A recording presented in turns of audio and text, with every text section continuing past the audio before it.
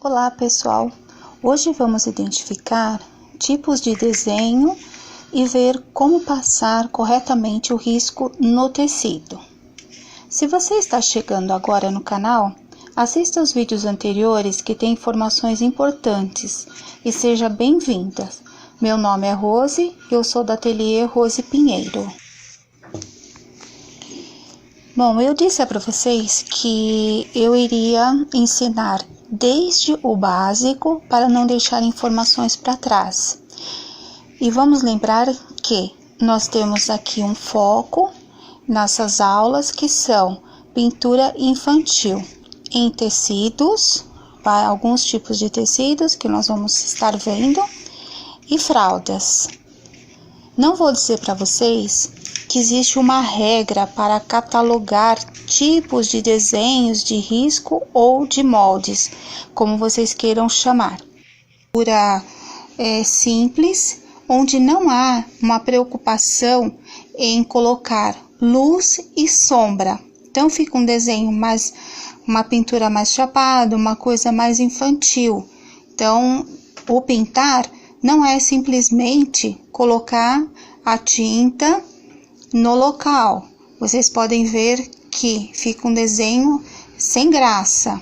Existem alguns tipos que a gente pode catalogar de pinturas. Eu vou estar catalogando dessa forma para vocês, até para quem está entrando agora, está assistindo as aulas agora, poder identificar melhor. Esses desenhos que eu estou mostrando agora para vocês, a gente pode chamar de uma pintura country. Então, a pintura country, normalmente, as pessoas usam para pintar muitos panos de prato, por exemplo, que se pinta galinhas, galo, coelhinhos, né, e casinhas, enfim.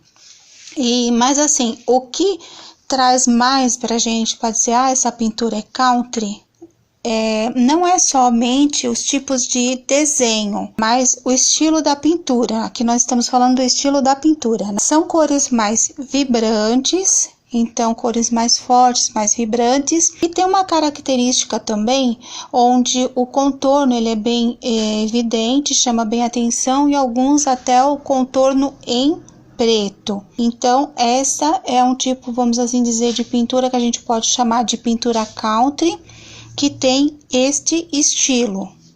Temos também um tipo de pintura mais delicada, que a gente chama de uma pintura aquarelada. Então as cores são mais diluídas, existem até mais pontos de luz, assim, que tornam o desenho mais claro, mais suave, mais delicado.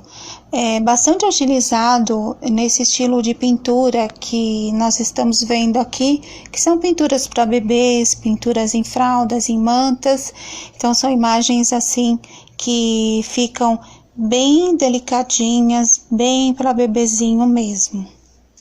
É importante a gente saber identificar o tipo de pintura que a gente vai fazer de acordo com o nosso gosto ou com o gosto das nossas clientes, para, com isso, poder estar escolhendo um risco adequado, porque existem riscos que são mais adequados para uma pintura mais suave, e existem riscos que são mais adequados para uma pintura mais forte. Desculpa, tá, pessoal? A gente só começar a gravar que aparece pedreiro no vizinho, gente batendo palma, correio e tudo mais. Em se falando de riscos ou moldes, né, como queiram chamar, nós temos também que saber identificar aqueles que são mais simples e aqueles que são mais complexos, que têm mais detalhes. É importante, quem está iniciando, inicia pelos desenhos que são considerados mais simples, porque até um desenho simples, quando a pintura é feita com capricho, ela se torna uma verdadeira obra de arte. Basta aplicar, às vezes, num desenho muito simples, você aplica a técnica de luz e sombra, que ele já fica totalmente diferente, já fica bonito, um detalhe que você coloca de fundo, já muda toda a cara do desenho. Mas é lógico que todo mundo quer chegar naqueles desenhos mais complexos, com mais detalhes, né? E eu chamo esses desenhos como, por exemplo, desenhos que tem rosto, boca, olho, nariz, ursinhos que tem pelinhos, desenhos que dessa forma são mais difíceis, requer mais técnica, requer mais precisão, requer mais experiência no traçado do pincel, na maneira de pintar. Então, o meu conselho, vai com calma, começa do mais simples para o mais difícil, porque se você pega lá, logo de início, você pega um risco que ele é difícil, você vai achar que você não tem talento, que você está tendo muita dificuldade, que não é para você, quando na verdade não é nada disso. Você simplesmente precisa começar do básico. Então, vamos lá, pessoal, do básico para o adiantado. E pintura é assim, quanto mais você faz, melhor ela vai ficando. Quem está iniciando agora, aconselho, pinta agora, guarda a sua pintura ou guarda a foto e daqui 1, 2 anos você vai olhar. Não é que você vai achar que a sua pintura tá feia, tem que ter muito orgulho dela, mas você vai perceber o quanto que você já evoluiu. Vocês já ouviram falar que a pressa é inimiga da perfeição, certo? Bom, nós vamos falar um pouquinho sobre risco. Risco mal desenhado, risco mal traçado, risco desproporcional. Isso acaba com qualquer trabalho. Então, veja bem, não é só as pessoas falar, na internet tem um monte de risco e tal. Vou dar um exemplo para vocês. Olhem essa gravura que eu coloquei na tela. Se vocês colocarem lá no Google para procurar o desenho da Elsa do Frozen, por exemplo, eu diria que 90% pelo menos dos desenhos, dos riscos que estão lá, prontos para você baixar e pintar, porque normalmente esses riscos estão lá para a gente imprimir para as crianças pintar, né? Vocês vão ver que ela tá vesga, ou tá que nem nessa gravura aqui, ó, como dizia minha avó, um olho frita o peixe e o outro olha o gato. Porque, veja bem, ou os dois olhos teriam que estar olhando para frente, ou os dois olhos teriam que estar olhando do lado. Quando um olho olha para frente e o outro está do lado, tá errado. Se vocês verem, a maioria dos desenhos das princesas, dos bebezinhos e vários outros estão dessa forma. Também vocês têm que ter cuidado assim. Muitas artesãs têm a boa vontade, e eu não estou criticando, de às vezes tirarem fotos dos seus riscos e estarem repassando essas fotos. Ok. Só que vocês têm primeiro que olhar esse risco que vocês estão pegando para ver se ele não precisa ser, vamos assim dizer, entre aspas, reformado. Porque muitos desenhos, eles já foram passados tantas vezes que às vezes um olhinho está borrado, o cantinho de uma boca está meio torto por causa disso, um narizinho está meio borrado. E se vocês forem seguir a risca aquele risco, o desenho não vai ficar bom. Aí vocês, depois de pintado, olham e falam, puxa, por que o meu não ficou bonito? Às vezes não. Esses pequenos detalhes que fazem toda a diferença. Ou seja, uma boa pintura começa com um desenho bem traçado. Já este outro desenho, o traçado dele está bom. Dá para seguir direitinho. Esse foi o desenho que eu usei, por exemplo, na pintura aqui do meu avental. Esse daqui eu vou estar passando e mostrando para vocês como passar o risco. Então, o importante é, sempre que vocês pegarem um desenho, olhem se o traçado dele está bom, não está deformado, não precisa ser corrigido antes de passar para o tecido. Tem também o caso de uma pintura maravilhosa numa peça mal feita. Ela perde o encanto. Tem artesã que só faz a pintura e, se precisar costurar, elas terceirizam, porque não tem máquina ou porque não sabem costurar. É importante vocês identificarem aonde essa pintura vai e que esse acabamento dessa peça, ele seja assim tão primoroso quanto a arte de vocês de pintar. Se alguém tiver interesse, deixa nos comentários aí que nos módulos EAD eu posso estar disponibilizando também como fazer os barrados e como costurar uma manta não de patchwork, mas uma manta mais simples com a pintura, para vocês estarem podendo estar utilizando os seus trabalhos em peças, nessas peças e poderem estar comercializando. Uma vez que vocês já escolheram o risco, no caso eu vou passar este daqui, o tecido, eu vou estar passando esse num pano de copa, que eu vou precisar pintar. Vocês prendam o tecido na mesa, aqui eu estou usando fita crepe, para ele não ficar deslizando. Pode ser na própria tábua, mas eu prefiro fazer fora da tábua o desenho, depois eu passo o tecido para a fralda eu passo o tecido para a tábua para ser pintado.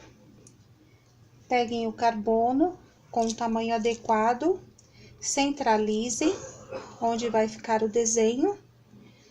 Uma vez que o carbono esteja aqui, coloquem a folha em cima e façam o traçado. Este carbono que eu uso é um carbono contínuo, já bem usadinho, olha. Porque quanto mais usado o carbono, menos chance tem de manchar o tecido. Evitem quando vocês estiverem com carbono muito grande, que peguem toda a extensão do tecido, porque às vezes uma deslize de mão, vocês mancham o tecido, depois para tirar é ruim. Tecido, a menos que seja de fralda já lavado, para tirar a goma. E no caso da fralda, nós não tiramos, a gente não lava. Pinta com a fralda sem lavar, mas nos demais tecidos ele já lavado, pronto para pintar. E cortem o carbono em pedaços que normalmente vocês são um pouquinho maior que os desenhos que vocês usem, para não haver perigo de manchar o tecido. Vamos passar o risco, então? Aqui, como vocês podem ver, eu estou prendendo também o tecido com um pedacinho de fita crepe também, para evitar que ele deslize. Estando o risco, o carbono embaixo, mais o tecido, é só ir passando o desenho com calma, com todos os detalhes necessários. Vamos lá?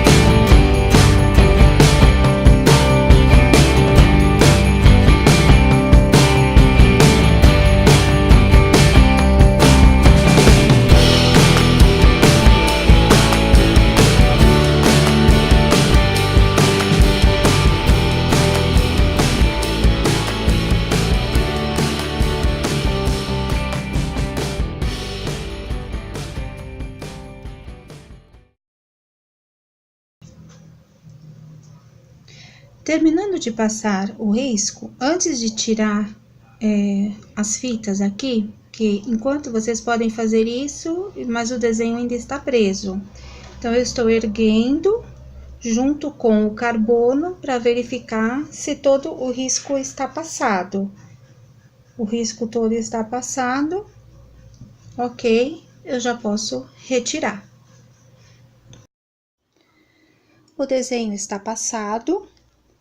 Eu tenho o hábito de não riscar forte, hoje eu até risquei um pouquinho mais forte para vocês estarem vendo. Podemos tirar o papel. Para quem tem dificuldade de achar esse tipo de carbono contínuo, que você pega nele assim, mas ele não mancha, vocês podem estar utilizando um carbono que é próprio para costureira, carbono para tecido, que ele tem várias cores, tem amarelo, tem verde, tem vermelho. Compre um azul, compre uma cor não escura para vocês estarem fazendo este trabalho. E se caso vocês não achem esse tipo de carbono para tecido, achem só um carbono normal, se vocês colocarem aqui no tecido, no que você encosta a mão assim, ele já pode manchar. Então, o que eu aconselho vocês? Peguem um paninho velho que esteja seco, pega a folha de carbono, corta ela no tamanho que vocês precisam e depois vai passando o paninho e desgasta toda aquela tinta em excesso que ele tenha. Quando vocês estiverem passando a mão e ele não estiver sujando, é o ponto ideal para vocês estarem usando ele para riscar. Fica a dica. Quanto ao desenho que foi utilizado, vocês viram, eu usei a caneta para tirar o risco. Por que eu prefiro a caneta ao invés do lápis? Porque conforme eu vou passando, ela vai criando um risquinho e fica mais fácil para mim identificar onde foi que eu já passei o desenho. Mas esse risco aqui, eu não vou descartá-lo. Eu vou guardar porque eu posso utilizá-lo mais vezes. Eu posso tirar ele num novo papel, num novo risco, ou eu posso utilizar esse mesmo. Nunca descartem o risco, ok? Desenho pronto. Agora vamos para o melhor, que é pintar. Na próxima aula, onde falaremos de luz e sombra, nós vamos colocar os pincéis para trabalhar. Eu vou estar esboçando para vocês de uma forma mais sucinta o que é luz e sombra, e estarei falando também sobre o curso de pintura em tecido. Tenham um bom dia e até lá!